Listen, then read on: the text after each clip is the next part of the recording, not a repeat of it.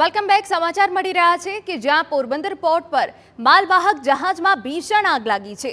જામનગરના હરિદર્શન નામના જહાજમાં આગ લાગી હોવાની વિગતો। જહાજ પોરબંદર પોર્ટ પર માલ ભરવા આવ્યું હતું।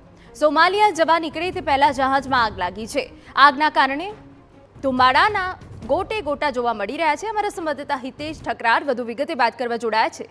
હિતેશ, પૂરી વિગત। ચોક્કસથી જણાવી દઉં કે જામનગરનું હરિદર્શન નામનું જહાજ છે તે પોરબંદર પોર્ટ પર ખાંડ અને ચોખા ભરવા આવેલું હતું અને આજે આ જહાજ છે તે પોરબંદરથી સોમાલિયા તરફ જવાનું હતું, પરંતુ અચાનક જ આ વહાણમાં કોઈ પણ કારણોસર આગ લાગી છે। વહાણમાં આગ લાગવાના કારણે વહાણમાં ભરેલા 950 ટન ચોખા અને 78 ટન ખાંડ છે બળીને ખાક થઈ ગયા છે। લાકડાનું વહાણ હોવાથી આગ કાબૂમાં લેવી ખૂબ જ મુશ્કેલ હોય છે અને અંદર ડીઝલનો પણ ખૂબ મોટા પ્રમાણમાં જથ્થો હોય છે। અંદર જે 14 જેટલા ક્રૂ મેમ્બરો હતા તે અંદર જ છે કે બહાર નીકળી ગયા છે તે હજુ સામે આવ્યું નથી, પરંતુ આગને કારણે જે જહાજ પોર્ટ પર હતું તેને ખસેડી અને અત્યારે દરિયા તરફ લઈ જવામાં આવ્યું છે।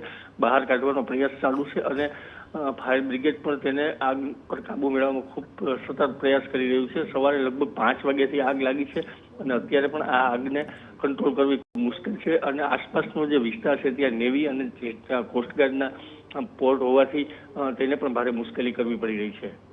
બિલકુલ, આભાર તમામ વિગતો બદલ। તો આગના કારણે ધુમાડાના ગોટે ગોટા જોવા મળી રહ્યા છે। ફાયર બ્રિગેડની ટીમ સ્થળ પર છે, જહાજને બહાર લાવવાની તજવીજ હાથ ધરાઈ છે।